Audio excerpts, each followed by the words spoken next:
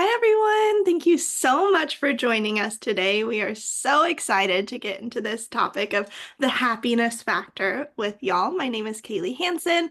I am the marketing campaigns manager here at GoCo. So any webinars that you see with GoCo or any emails you get come from me. And I'm so excited that you are all here today with Sean, Alex, Fiona, and myself. To get the chat rolling a little bit, we love when the chat is popping off. I am going to ask a little icebreaker question. So I have my cup of coffee right now. What is your go-to morning drink order? Do you like a hot tea? Do you like a latte? What is your preference? So let us know in the chat what your go-to order is. Fiona, what's yours? I'm partial to chai tea lattes. I'm not a big coffee gal, but a chai tea I can get behind every day.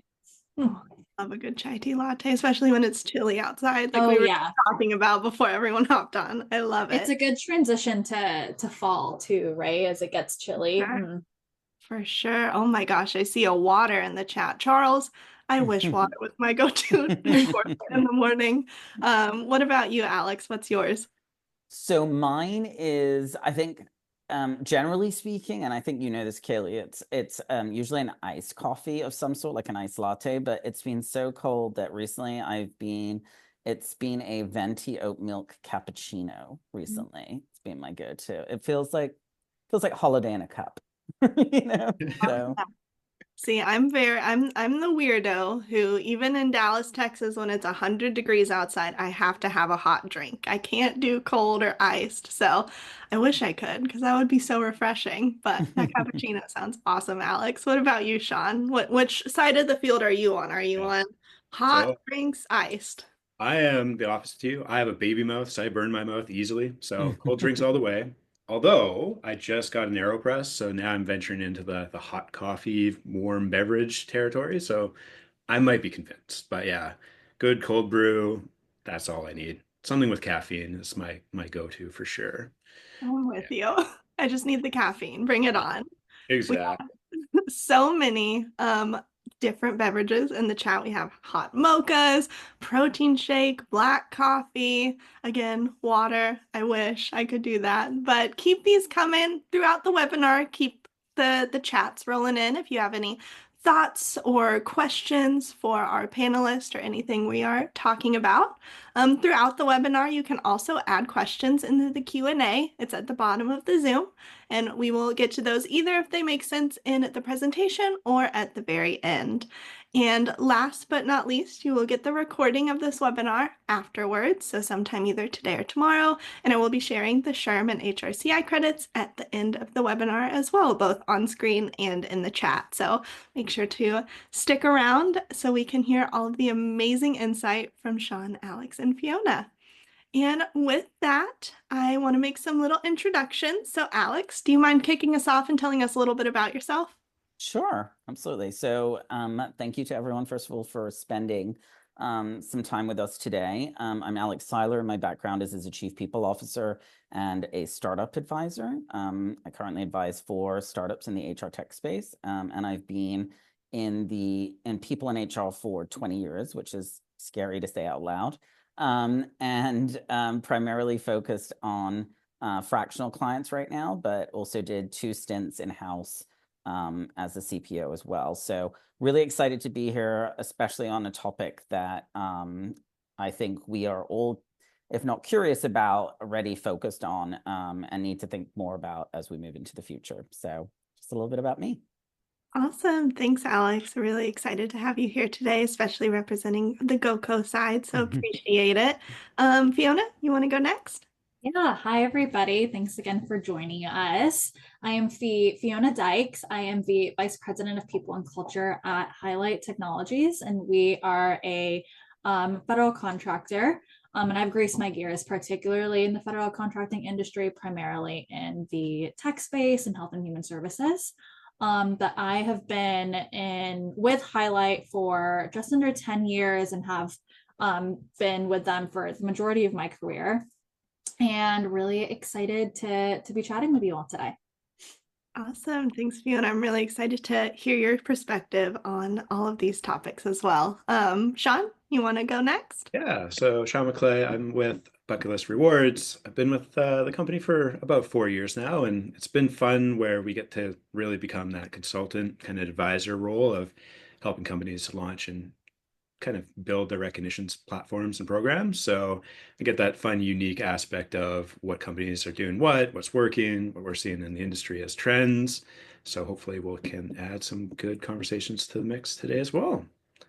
Awesome. Thanks, Sean. And GoCo is so excited to be partnering with Bucket List on this webinar today. So we're excited to hear all of the insights and see what our great panelists have to say. And with that, let's go ahead and kick it off. That's what we're all here for. So I am going to start off with a question that kind of sets the scene a little bit. So why is employee happiness so critical to retention and company culture in today's workplace? And we did some practice sessions before this. And so Alex, I'm going to kick it off to you first to intro this question.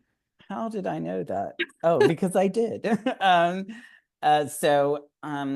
It wouldn't be me if I didn't have a bit of a spicy response to this question in particular. So, I am somebody who finds that employee happiness is actually overrated as a retention driver. I think what actually keeps people engaged is meaningful challenge and growth, even when it creates temporary discomfort. So I think companies can obsess over happiness risk and not necessarily create real environments, and can create more friction. So I always say that you should be striving for the majority, not necessarily trying to make everyone happy. Otherwise, you'll make nobody happy. And I think the best cultures aren't necessarily the happiest. They're the ones where people feel stretched, they're trusted with hard problems, and they're given space to fail and learn, really. So I think true satisfaction comes from accomplishment impact, not necessarily ping pong tables and pizza parties. Did I keep the spicy? I love spicy. I love because I agree. I feel like a lot of the times we're just like, oh yeah, a pizza party. That'll solve all the issues that we're facing. So I love that insight. And we love kicking it off with something a little spicy. What about you, Sean or Fiona? What do you have to say on that? Yeah, I'll kind of echo that because I think a lot of our companies that we work with are kind of like not looking at the pizza party as like the yes, this is exactly what we want to like cause happiness and see that reaction. But I think it also is just, yeah, making a challenging environment, making sure that you're felt and heard. Alex, I think you're right. Like you can't make everybody happy, but if we're starting to target the ways that we can kind of approach how people are feeling, I think that's a little bit better. I did come across a lovely kind of study that we could probably share in the chat, where surprisingly enough, the biggest kind of movers over the last year were construction, travel, and hospitality, kind of the traditional ones that might not be seen as the happiest kind of workplace cultures. So it feels like that is definitely a focus. We just need to kind of like dial it in as to what does happiness truly mean at the same time. I'll just piggyback off of that with the nuance behind happiness. I mean, to Alex's point, like what is happiness's place in the work environment? And I think you have to acknowledge that it goes very much beyond the frou-frou positivity hoorah that I think a lot of companies try and put out. But it gets deeper to that psychological safety and the security they have to voice their ideas, make those mistakes, and like Alex had mentioned, that trust within their team structures. So yeah, it's really not about that perpetual joy. You really have to take that holistic approach, especially when you consider the complexities behind generational differences and what those expectations are and how they impact one's feelings and interactions with the workplace. Awesome. I love that insight. And I know that all of this is easier said than done. So, what is a challenge or a mistake that you've seen organizations make when trying to improve this process? And how can that really, I know that I'm asking how can others avoid it, which is a very big question to ask. But Sean, what are your thoughts on that? Yeah, definitely not a one size fits all solution for sure. We can't just have that magical answer of like, do you do this and you're going to find success? But I think one of the things that we see is making assumptions of how you want to kind of structure your recognition programs, how you're interacting with your employees might be the killer of your program too. Like if you're not able to adapt, you're not able to kind of change or listen to feedback, kind of identifying some like key people that might be able to be trusted resources of what kind of is happening as a result of your program. I think that always is a thing to focus on. So yeah, definitely feel free to pivot. You know, the companies that we work with kind of also identify that. Ironically, I was actually having a conversation like this earlier this week with a plumbing company, and they're starting to see that upward momentum, the trends of like the good things. And now they're doubling down on that. There's getting the feedback of they want more rewards to kind of like use their points towards. So we're going to add Amazon and allow them to have a little bit more open abilities to choose what they want to be rewarded with. And I think that's going to take them to that next level. The companies that are kind of structured and like, this is the system, the CEO wants it this way, and we can't do it any other way. Those companies are the ones that we kind of see struggle, and that we start to advise them and seeing the data and seeing what happens there as well. So I'd say that's my 15-second answer on that one. Yeah. I love that. And Fiona, I know that you've been at Highlight for 10 years and you have a lot of experience in the industry. What's your take on this question? Yeah, to elaborate on what Sean was saying around the rigidity, I think falling into the pitfall of treating employee happiness and recognition, just the overall experience, as a checkbox exercise is really can be really damaging to your culture. So that is things like launching your program without really understanding what matters to your people and having things fall flat because employees weren't necessarily consulted about what they needed. So you'll see this manifest in initiatives through really what it boils down to is superficial engagement tactics. So things that feel generic or performative, a disconnected leadership team where there's no accountability or any access again to that ground level insight from your employees. And then those measurement failures, right? So where employee feedback is ignored, not captured at all, or the focus is on measuring the wrong metric. So I would imagine this can be a fairly common trap that people can fall into, but it also shouldn't be the end of the world if you do. I think there's always opportunity to acknowledge where a misstep has occurred and begin to engage your team from there. So I think the lesson there is really just to always start with listening and co-creating those solutions with your people, and making sure that you're dynamic as a result. I love that. Alex, do you have anything that you wanted to add? Yeah, I mean, first of all, I just plus one to everything that both Sean and Fiona said. And the co-creation piece stands out for me as well. I think, you know, what I've seen as the biggest mistake when looking at sort of how you treat happiness programs is that they can become a substitute for actually core problems or core issues like compensation, career growth, meaningful work. So I think companies often, I feel like the natural inclination or default is to use to come up with superficial perks while ignoring underlying fundamental problems like burnout, lack of career progression paths, you know, even toxic leadership. So I think that can be a real danger. And I think trying methods where you can gain actionable insights, this is where I think the co-creation could come in, while building engagement through participation. So what are some things that you could do to actually engage people to get to that end result? So I'm a big believer in fix structural issues first. It's building blocks, because, you know, these surface level initiatives will only work and complement things when you have those solid fundamentals. I love that. This is so good so far. And I just shared all of y'all's LinkedIn information in the chat as well. So if you have any questions, anyone on this webinar, any questions post-webinar, or want to just connect and learn a little bit more from our speakers, you can connect with them there. So thank y'all for that. As these workplace expectations evolve, I mean, it's no secret that even in the past couple of years, workplace is drastically different than what it was before. What strategies can HR leaders, but also admins who may be doing HR tasks or just leadership in general. What strategies can they do to ensure that their retention programs remain relevant and remain effective? Fiona, can you start on this one? Yeah, sure. And I hate to sound like a broken record, but it just boils down to staying adaptable, and making sure that you are pulsing your people. What worked 3 years ago might not work today. What worked yesterday might not work today. So we're constantly pulse checking through regular feedback sessions, whether that's one-on-one with your manager, as part of our all hands open forum-esque type of activity, and adjusting our approach as that feedback comes to us.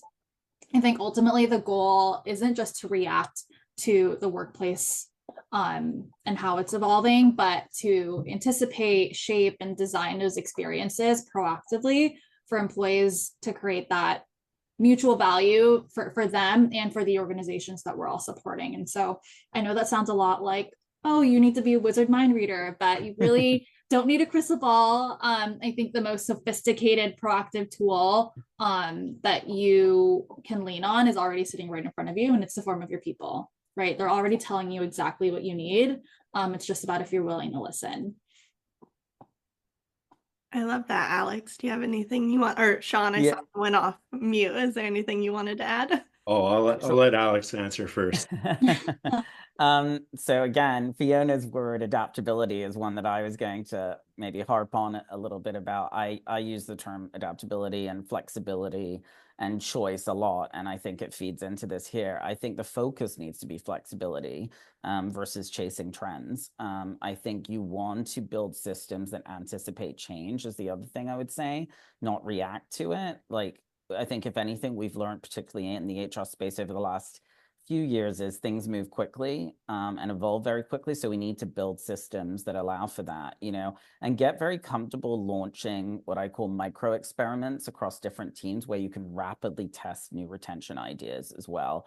I think the teams and the future of HR belongs to teams that sort of build systems for change, not rigid solutions, right? Because you want that to become a dynamic part of your workforce. And if you can also build them into the process, not necessarily be decision makers, but like they feel like they're part of it, that can go a long way from a retention standpoint too.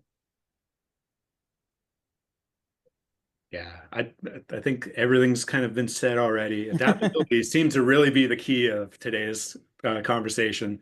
But I think it is one of those things. The newer generations, newer kind of demographics, it's going to start to kind of like change how you want to approach things. You don't want to kind of say it worked 40 years ago, it's going to work today.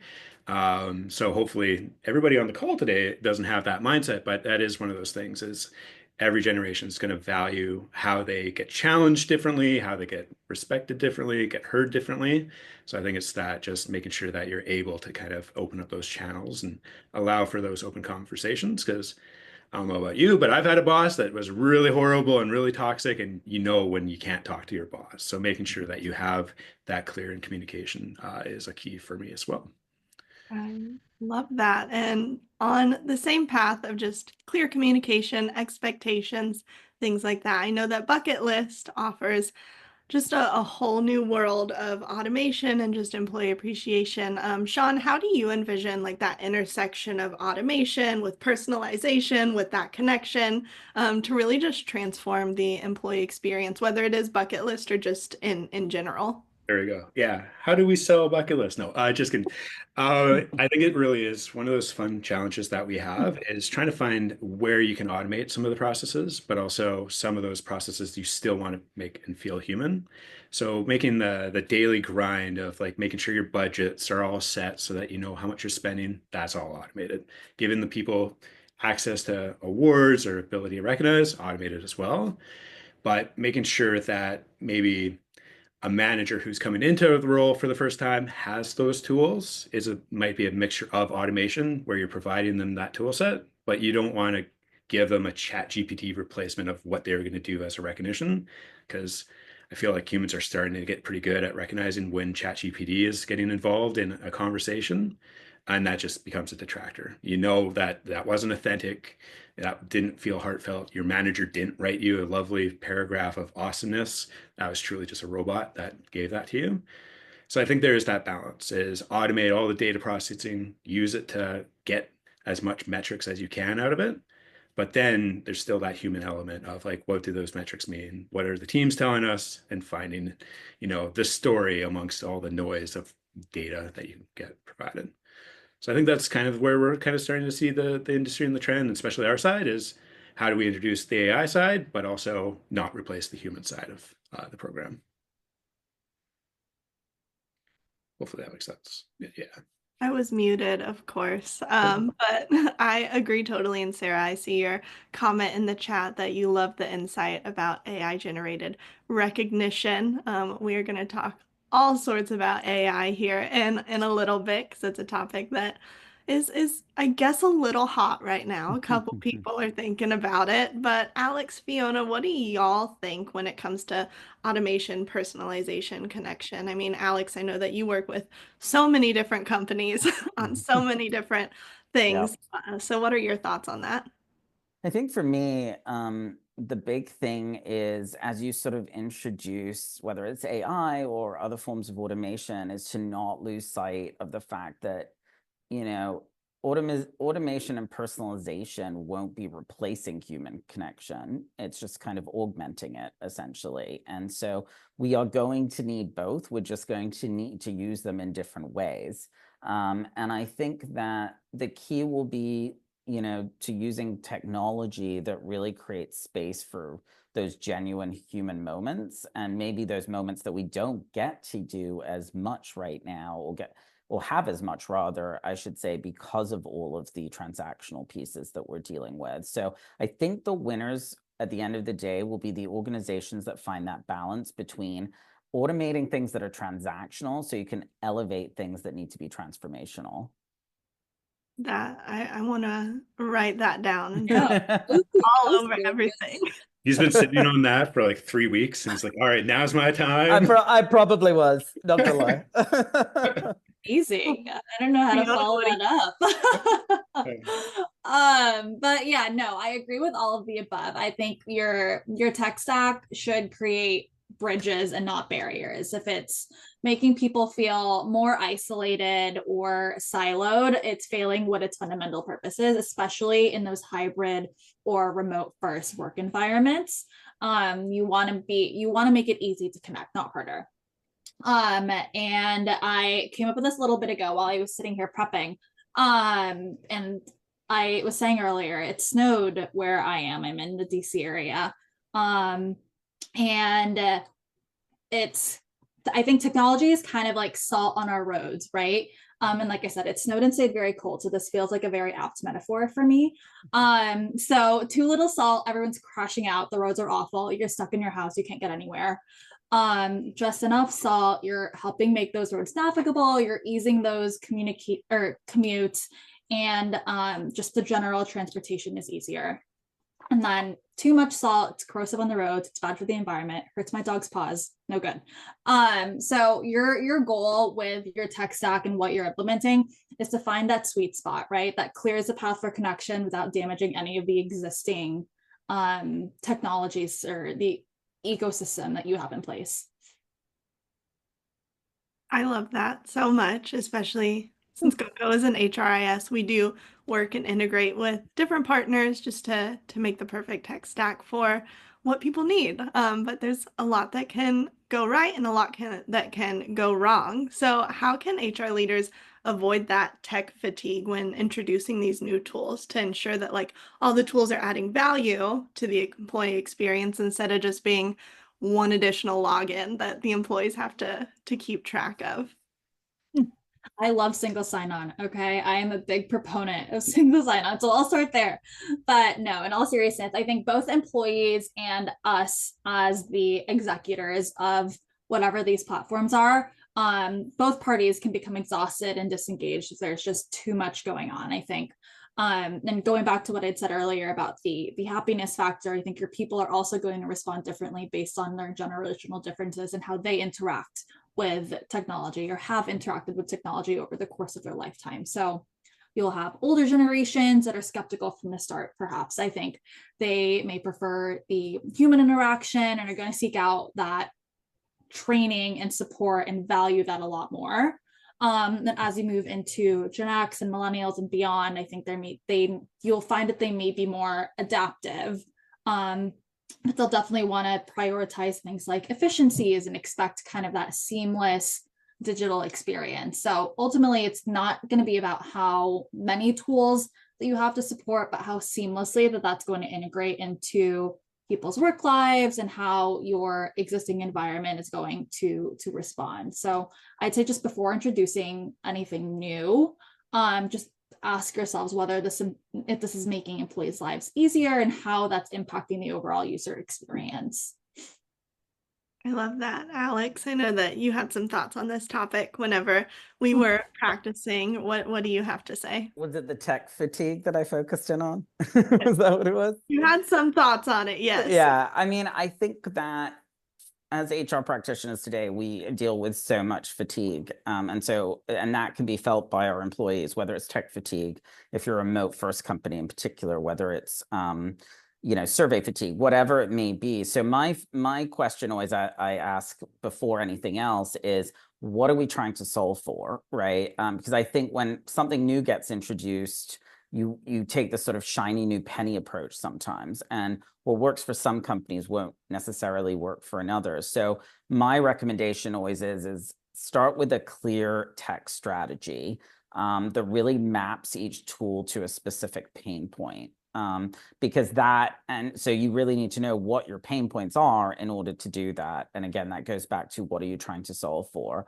One thing that I haven't personally done, but I've heard of somebody else that I know has done in their company, is creating what they call digital champions, which is a network of early adopters who can provide an organic adoption for any new technology that you might be using. So that makes those things become quicker wins as well. And then I also say, as an HR team and for employees, you also, particularly if you're at a remote first company, you want one-stop shopping. You want as many things in one system as possible, because again, you want to make your life as easy as possible. And so I think where tech fatigue can also fit in is if you've got so many point solutions, because that just becomes tiresome.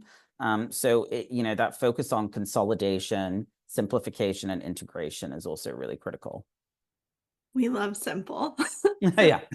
Is key, just as you mentioned earlier. Yeah. HR professionals and just admins, leadership, they already have so much going on that it needs to be simple for them and for the employees too, just for everyone involved. So I love that. Sean, do you have any thoughts? Yeah, I was going to say there's two sides to that story, and I'm going to lean in on Alex's digital champion side of things, because you really want, like, if you are introducing a new tool, you want to hit the ground running in a good start. Any kind of like bumbles or missteps, the employee might just kind of fall off on that. So really making sure like the reason why we're introducing this tool is clear, what the advantages are. As Alex was saying, is it would be lovely if one tool can do it all, but then at the same time, you might have that one tool that does something a little bit, but doesn't do it enough, and then creates that friction and kind of that fall off there as well. So usually, yeah, we definitely see a great success when there's like digital champions involved, kind of being the cheerleaders of a launch of an application, being able to channel any feedback back to the main admins right away. And then just making sure that there's like clear resources. So if you're in a startup, you probably are used to having 19 different tools that you have to access on a day-to-day. But if you're my brother who works on heavy duty machinery, that's often mine sites, who barely uses a computer and probably does not know what a webinar is, so I can kind of skewer him right now. He needs to have that quick resource, like have it on his phone, have it as an app on his phone, and just a one-click solution for that type of thing. So I think it's really identifying what your employees are like, how they utilize the technology, and then making it easier for them as well. So yeah, I promised to skewer my brother at one point, and that's the point right now. Yeah. I love it. I love it. And I'm actually going to throw a little bit of a curveball and ask a question that we didn't practice, just because I'm so interested to hear your thoughts on it. But what about leadership? I know that you know, we can offer so many thoughts and ideas and goals and platforms, but we ultimately have to get that leadership buy-in. And I know that that can be a topic in a webinar all on its own, probably multiple, a series. But what are your thoughts or your suggestions, or maybe even your like practical solutions for getting leadership buy-in and involvement and just getting them excited about these initiatives too? I saw Fiona and I both go off mute, but I'm going to let her go first. I strategically kept myself muted. I'm excited for this. Oh boy. Okay, yeah. So my main, I guess, point of advice here is to speak their language, right? Your CFO, your COO, your CEO, they're all going to have different priorities. And depending on who your audience is or what their focus is, you want to tailor your proposal, let's call it that, your proposal to what they're interested in. So your CFO is going to be very financially driven, right? Your COO may be more procedural, or how does this impact our operations? And your CEO is going to be thinking bigger picture. How does this impact our employees? How does this impact the company as a whole, right? And so speaking their language and tailoring what you're presenting to them so that they understand it in their own world is going to be super helpful. Alex, thoughts? Thoughts? Well, doubling down on some that you said, I think you say proposal, I say business case, but potato, Sure. potato. So I think you have to build the business case, right? Because the more straightforward your business case is and simple, and going back to what Fiona said about speaking their language, like they don't want HR jargon. I've always said, like, I'm a business leader that specializes in people. So and I'm the connective tissue, but people don't want HR or corporate jargon. Just cut through the noise and tell them what they need to know. And you're going to really help yourself in the long run get things signed off on quicker, right? If you have, no surprise, these days we should all be data driven, not anecdotally driven. So having some data that's going to support what's the ROI for the business, right? It's going to help you in the long run. And the thing that I've always done, particularly as a CPO, is socialize ideas early behind the scenes. Before you're even going to put that business case out there, start dropping little seeds, with members of the leadership team, so that by the time they're like, oh yeah, Alex has been talking about this, we're sick of hearing about it, so let's just do it, So that's kind of my take on it. Now I'm just picturing you just like every other day, just dropping like a hint here, and then like, okay. I know. It's not even subtle by the end of this week. I'll use a little bit of a metaphor from my old film production days. Yeah, definitely try to figure out what your elevator pitch is. Like, what's the 2-sentence summary of what you're trying to achieve and what that is for each of those levels. So if you're pitching it to the CEO, your pitch is going to be different than maybe a frontline leader of what the benefits of the program or the ideas you're working on. But yeah, I think like this topic definitely got covered by Alex and Fiona, but I think it really is, yeah, figuring out what is their motivation as to why you want to introduce a program like this or what you want to change. I love all of that. Thank you for letting me go through my little question rabbit hole or bunny trail and asking that. So I appreciate it. We're gonna go back on the trail of recognition programs in general, a little away from HR technology in general. But Alex, what frameworks or principles? I know that you help people build things all the time in programs. So what frameworks or principles guide the design of scalable yet meaningful recognition programs? Like the key being that scalable yet meaningful. Oh, I think you're on mute, Alex. I am. Well, I was. So I think for me, it really comes down to a couple core principles, really. So I think the first one really is sort of standardization versus personalization. Then the other one is scale versus authenticity. And then the last one would be immediacy versus significance, right? So you want, again, I don't want to be a broken record, but this goes back to having clear criteria from the get-go in order to make sure that you're allowing for the right customization when it comes to things like personalization. I also think that the ability to think about potentially tiered recognition levels, is something to think about.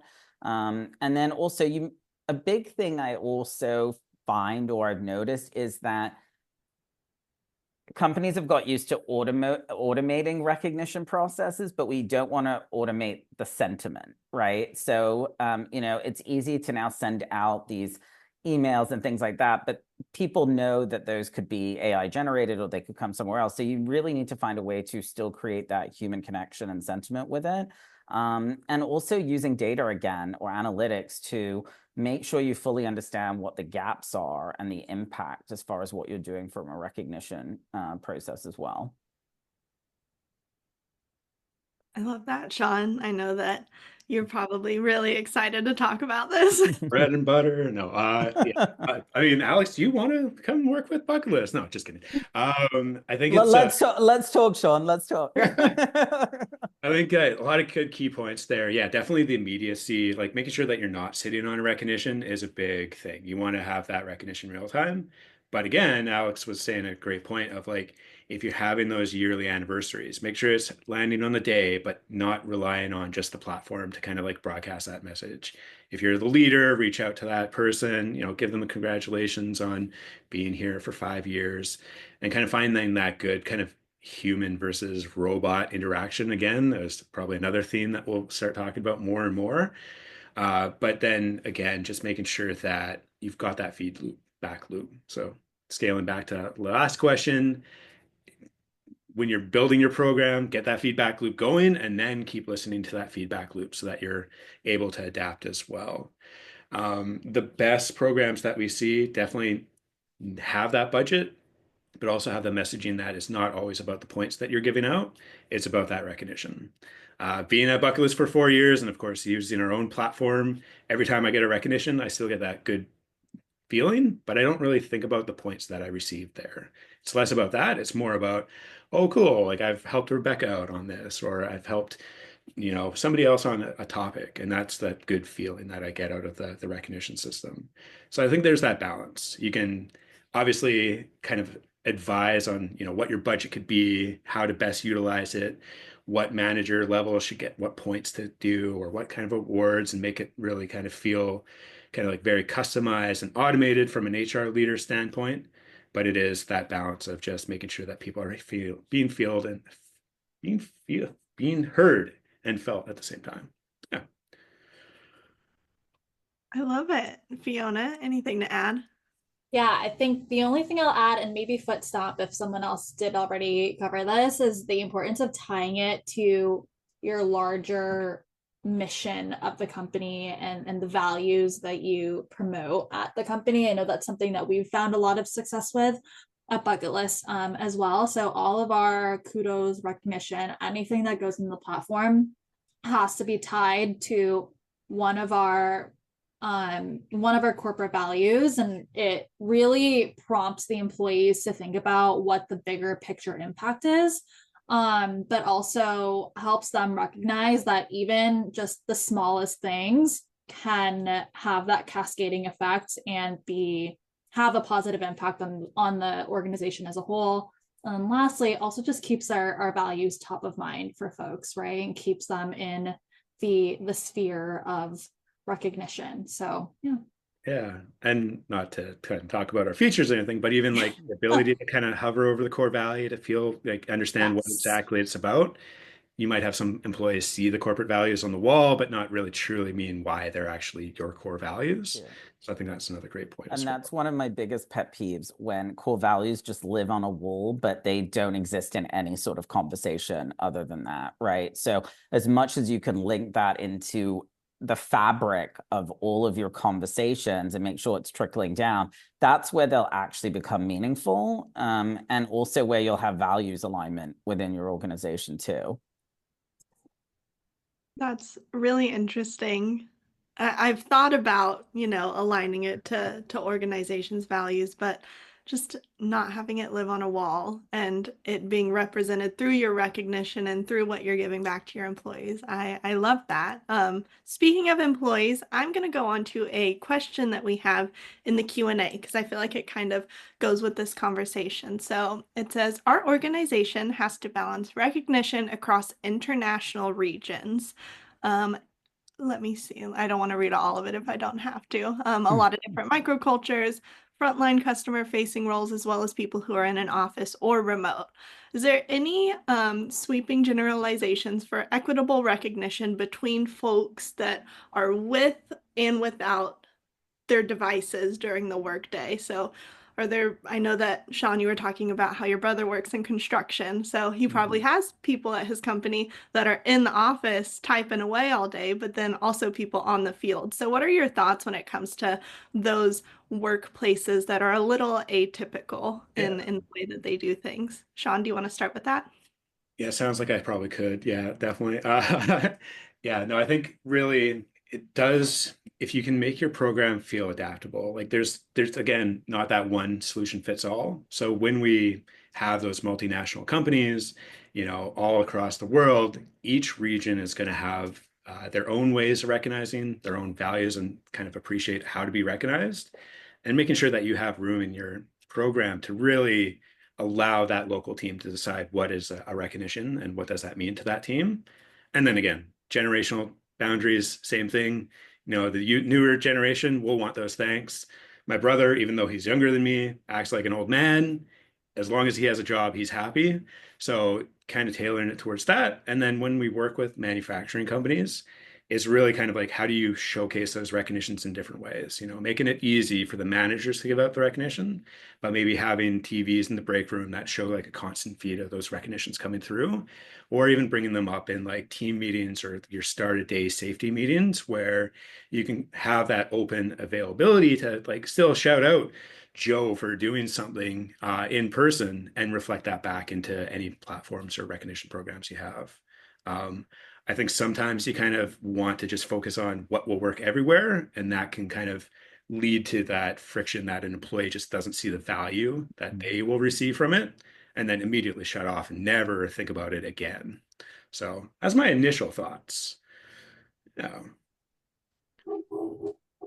Alex, Fiona, which one wants to go first? So I would say, I think that, Sean hit on a good point that, I mean, first of all, the person that submitted this question, you have a lot to consider here. So that's the first thing I would say. But I'd say the key principle, because you're dealing with so many different types of workers who are both connected and not connected, right, to devices, is make sure you recognize through their existing work patterns, not creating new ones, right? Because you don't want to create more work for yourself or anything new. Plus, you should go with what they are used to as well. So I'd say if you're not connected to devices, for example, you could think about physical like recognition boards in a break area if you have a break area, or peer nomination cards, or team huddle spotlights. I mean, things that could be very much still in the moment that highlight that. And then I think for connected workers, it's a little bit more straightforward because it's some of the stuff that we've talked about. And it's ready like a digital recognition platform, which is really commonplace. Social feed celebrations, things like you doing that on Slack, whatever you use as a company as well. And then, cross-team visibility, right? As far as what's happening as well, and then the other one, going back to the device one, like I've done like MVP programs for the month, most valuable. Like I think there's different ways, but you have to think about the different segments of your workforce. And again, go with their work pattern. Don't try and change it, is what I would say. Yeah, I think Sean and Alex kind of covered it all, but what it can boil down to is meet them where they are, right? Yeah. Don't try to change what they're used to. And yeah, I think something that we try to stress to our teams is how easy it is to customize awards or other types of platforms within our existing ecosystem, right? But how easy it is to help engage their folks in a way that is familiar and impactful to their specific teams. If what we've built out is not working, tell us, and we can help build something out that is work. It's going to work better for your team. So for example, we have folks, we're not international, but in government contracting, our folks are at agency sites all day long, not necessarily connected to Highlight day in and day out. And so when they are connected to Highlight, they have very specific areas where they're going to check. They're going to check their email, and they're going to check Teams. And that's about the extent of what they're going to check. They're going to check to see what are the important things I've missed out in the past couple of days since I've been back. And so we have, for example, a running recognition feed on Teams where they can just scroll and catch up, not necessarily even have to be logged into a recognition platform. It's just, again, meeting them where they're at, letting them have the opportunity and that flexibility to scroll through. And then also highlighting things in emails, like in our newsletter, or special shout outs to specific teams that brings recognition to them, right? So yeah. I love how Fiona said it so much more eloquently than I did. So and I normally say meet them where they're at as well. So I'm glad you said that. The one thing I would just add after listening to Fiona is also, you don't need to figure this out in a vacuum. I think sometimes certain HR teams would be like, trying to become mind readers and guess what people want as far as recognition. And that is the biggest mistake you can make. So make sure that you do conduct, as cheesy as it may sound in some regard, focus groups or interest surveys, so that you're not drawing from nothing. The data is going to help you, because otherwise you're building with no intel. So that's the other thing I would also say. And then you end up with those champions that you can utilize after you've done that program as well. So like, it's really, echo that. It's really key to exactly know what you're kind of wanting to get out of your targets as well. Yeah. Perfect. Man, what a good discussion. I'm sad we only have like 14 minutes left. But I want to move on to, say you have your recognition programs and everyone's getting excited about it and you're almost there. How do you coach leaders and managers to really embed that into their leadership style, to like feel that passion for it as much as you do? Fiona, can you start on that one? yeah, and I think I touched on this a little bit and how we answered that last question, and meeting them where they're at. But there's also success in making it very personal. And I know Alex had touched on this earlier as well. You want to help them understand how the positive impact of having a strong culture and what that can mean to their team's success. And I think this also goes back to the conversation around how to bring in your executive leaders and get their buy-in. How do you get your frontline managers buy-in? Is by helping them understand what this will do to the productivity on their teams, the outputs that their team is helping support with their customer, things like that. And so one of the ways we do this, we celebrate our leaders who excel at what we're expecting them to do. So I'd say nothing drives adoption and engagement on our recognition platform more than seeing their peers and their other colleagues find success in recognition, and then also be rewarded for it, right? So Bucketlist is obviously something that we've incorporated into our recognition strategy. And one of the, I guess, lessons learned that we've learned as we've adopted the platform, and this goes back to the meeting them where they're at, is how people like to be recognized, right? So I think a lot of the platform promotes that public kudos and those awards, and a large swath of our population has absolutely no issue with this whatsoever. They're all about it, yeehaw.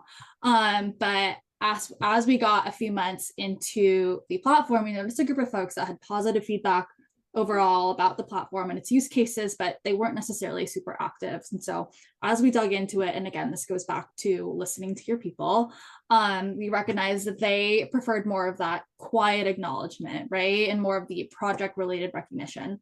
And so the fix for that was, well, we went back to basics, actually, again, talking to them about what recognition meant to them, any other recognition strategies we can employ on their specific project, that would be meaningful to them, and then pointing out the private recognition capabilities on Bucketlist to get them up and running. And so that basically did the trick there. But yeah, it's just going to be helping make it personal to find success within your groups. Man, I think you just dropped many bombs in that. I know I did go a little bit. No, I love it in a few different areas, but I think y'all get the gist. I love it. Alex, Sean, do you have anything you want to add to that? I don't have too much, but my natural reaction to that question is a spicy response, which is make it a KPI that impacts their performance. Bonus payout. But aside from that, all jokes aside, I think there could be a KPI that lives, a recognition KPI that could live within a leadership team's metrics, right? So that they're holding themselves accountable for that as well. I also think that like training leaders that recognition, just like feedback, happens real time, and it shouldn't feel like a scheduled task. It should be like a reflex. When you see something, it's when you see something good happening, say something, right? And because recognition comes in so many different forms, and I just think some leaders are just not naturally wired that way. So helping them understand what that looks like can also go a long way. Yeah, I mean, you joke about the KPI, but we have a few fast food franchises that they recognize that their leaders are so busy that unless it's a KPI, they kind of like almost push that off. But I think it really, does kind of boil down to kind of showcasing to the leader, either as a tool that they could use if they're not comfortable with recognition, giving them the tool set that they could just still recognize their team, but not think, is this a good enough recognition? But also just getting the buy-in at different levels. You know, we have some CEOs that will just go into the recognition systems, kind of add points, kind of add comments, and that's as valuable as a direct recognition from the CEO themselves.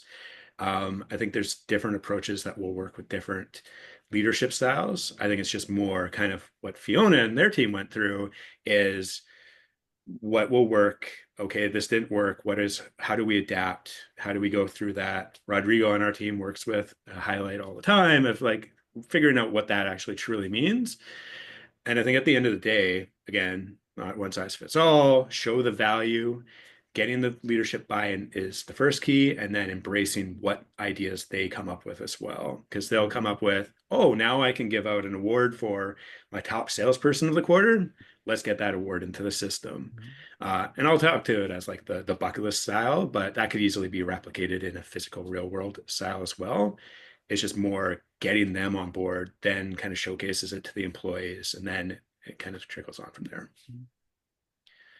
And I would just add modeling the right behaviors as well. That needs to start at the top, because your middle managers are watching what you're doing, and they could be picking up either good habits or bad habits, depending on how you operate in the space as well. Definitely. Well, I am so sad we're coming up on time. So I am going to end us on one final question.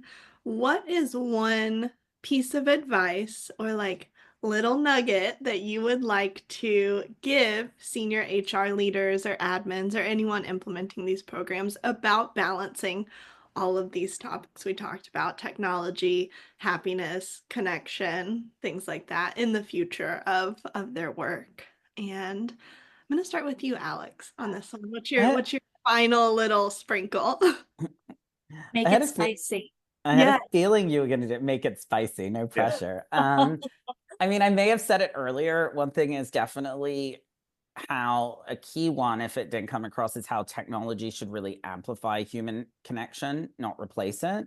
I also think that we've got to remember that the most impactful moments in somebody's career come from human conversations, not algorithms. And I think people will still be looking for that in the future. The other thing I would say is, like, because we're talking about automation and personalization and HR technology, is making sure your tech stack actually enables deeper relationships rather than just feels like another transaction that you're working through. So sorry I wasn't spicy enough, but those are the things that came to mind. Should have had a spiciness poll to see, if you needed to go spicy or not. Yeah. Hey, I mean, Sarah in the chats and the Spicy takes with Alex. talk. No, they get real. Yeah, might be called HR after dark. I'm upset. I love it. Fiona, what about you? What's your one piece of advice or little nugget? I think for me, it would be to not overthink it. I think that a lot of people get caught up between how to blend technology and the human connection. And I think in one of our run through, I had mentioned the Venn diagram meme where the two circles, or it's not a circle, or it could be a circle. It depends, right? It depends on what your organization needs. But both things can be true and exist at the same exact time. And I think most of the successful organizations that are using tech are going to use those to, again, amplify those relationships, not replace them. I know Sean and Alex we've all kind of jumped around that topic as well. So I'd say start with the human experience that you want to create, and then find a tech that supports that vision. Perfect. And Sean, last but not least. If anything, all three of us are aligned on everything that we've been saying, which is awesome. It sucks to be the last person to go, because then you don't get the spicy takes. Alex steals them all. But I think, yeah, it really does boil down to keep that human connection there. Technology is great. Technology can help you leverage, the automation, the data side of things, but making sure that there's still that human element in there. We're, as humans, really good at kind of detecting when something's more automated and not authentic. And if you can kind of have that goal, and then I'll steal Fiona's keep it simple. I think there's a lot of times that you can overthink of a program, get a super complicated design, and then you release that to the crowd and nobody picks it up. Kind of went through that today with a spreadsheet, and I was like, here's my spreadsheet. Isn't this data awesome? And then the other person's like, I don't even know what you're looking at here. So I kind of relate that back to like rewards and recognition programs. You just want to make it easy for the employees to understand, easy for the leaders to leverage with their tool sets. And I think that's a key that we can take away today. Oh, amazing. I loved all of this. Thank you all so much. To the chat and attendees, I am about to share the Sherman HRCI codes, but I do want to chat a little bit about GoCo and Bucketlist. So, Sean, do you mind giving just a little brief update or introduction to Bucketlist? I know we talked about it a little bit during the webinar, but So you may have heard of a program called Bucketlist and may have heard from one of our clients, but we are a rewards and recognition platform. We're designed to really help retain top talent, try to figure out where you can kind of improve and kind of create your culture for employees to feel valued and motivated. And then our team always loves the day-to-day conversations of like how to get you to those next levels. So we're definitely passionate about this topic. It's been a unique ride over the last 4 years to see our team just really kind of grow that culture internally, and all the successful stories that we've had working with various companies throughout the world. So yeah, we've been having fun building thriving, engaging cultures. I love it. Thank you so much. And we at GoCo love partnering with Bucketlist on sessions. About GoCo a little bit, like we've said many times before, y'all are busy. Y'all have a lot going on. So GoCo is an all-in-one HRIS that really works to automate your manual tasks so that you can spend more time focusing on building those happier, healthier, more productive teams. And I can't talk about GoCo without talking about our great client success team. Each client of GoCo gets a dedicated client success manager so that we can help you through your journey here at GoCo and just in HR in general. So I just launched a poll if you'd like to chat a little bit more with GoCo or Bucketlist or both of us, because we love chatting. Please respond appropriately. And with that, unfortunately, we must part, but I am just so grateful for everyone who participated in this webinar today, who took an hour out of their day to listen to all of us chat and hear all this insight. And then Sean, Alex, and Fiona, it has been the biggest pleasure to get to do this with y'all today and also learn. It's always interesting from an employee side to hear about all of this and all of the thoughts and opinions. So thank you all for that. You have so much love in the chat as well. I agree, Tiffany. These webinars always go by way too fast, but I'm excited for our next sessions in the future, and hopefully we can do one all together again. And with that, thank you all so much for joining us today. Thank you, Fiona, Sean, and Alex as well. Bye, Thanks, everyone. everybody. Bye.